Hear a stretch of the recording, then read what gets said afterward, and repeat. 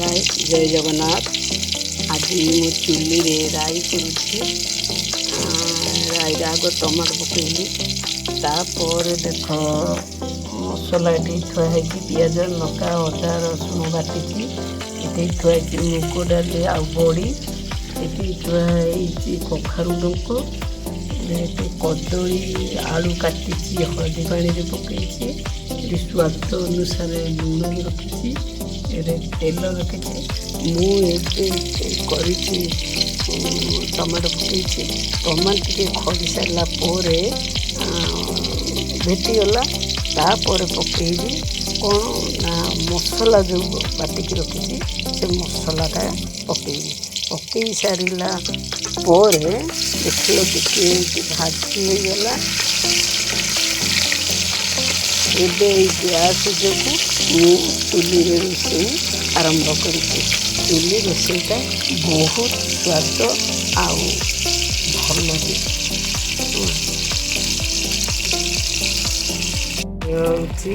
सोरिष बटा राई राई मु कला बेले मसला पकईली देख मसला पर स्वाद अनुसार लुण हलदी पकईली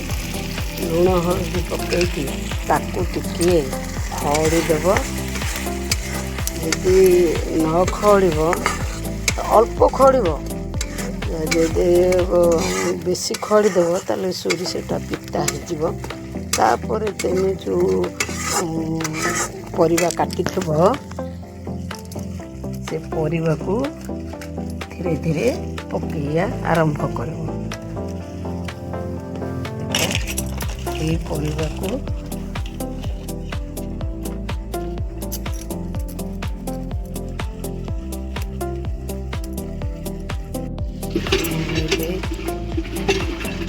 कखारू डंक पकई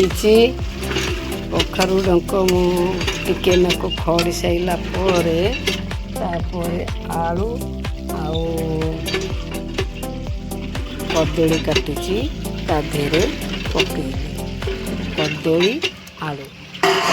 आलू पकई देकरी एपट सेपट करदेकरी स्वाद अनुसार लुण पकईदेवे लुण पकई देती जो काटे रखी तेमे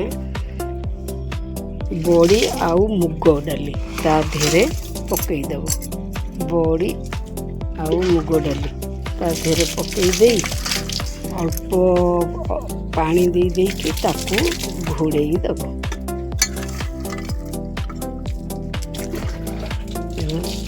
चुली खाद्य बहुत स्वाद आगे चुली रोषे होता एवं चुली रोषे ना गैस न मिलू एवं चुली रोषे करमती कले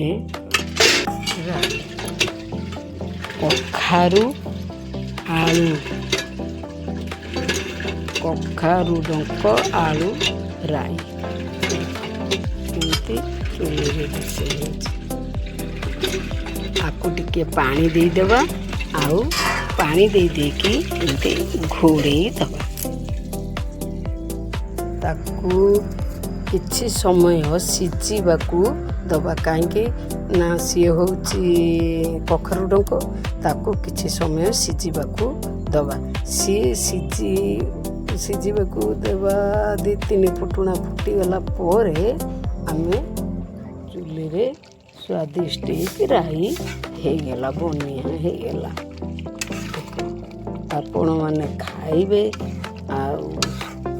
देखिए कि स्वाद